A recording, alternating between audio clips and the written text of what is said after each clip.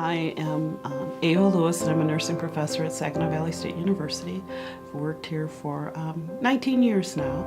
I have a background in working with blood. When I was an undergrad student, I co-opted at St. Luke's Hospital in the lab in hematology and worked very closely with people who donated blood. I did work on a few blood drives when I was in college as well, so this was being at home like to me, so it was very comfortable and very passionate about the importance of diversifying the blood bank. Primarily, we know that we experience a lot of crime in our community right now, and a lot of violent crimes that require patients to receive blood. And then there are people who are living with sickle cell anemia or sickle cell disease. And then there are those who are living with leukemia, those who have traumatic surgeries who may need blood, or those who are having regular surgeries and then they discover they may need blood.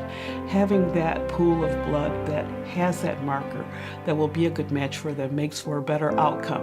The consequences for not diversifying the blood bank have the potential for being profound for us, because you want the closest match possible. And the closest match possible would be from someone who is from your same ethnic group or as close to it as possible. It's just like when you're giving an organ. You want the closest match possible, and the closest match ordinarily is from your family. The complications that come from, receiving blood that isn't right for you, you develop a fever. Sometimes you can develop a clot. You can develop, just an adverse reaction that could be, life-changing or life-damaging if it's not the proper blood. So you want to have the closest match possible, and that would include the closest match plus that match being from the ethnic group closest to you, African American, if it's an African American person. A lot of people say, well, I'm on high blood pressure medication, I can't give.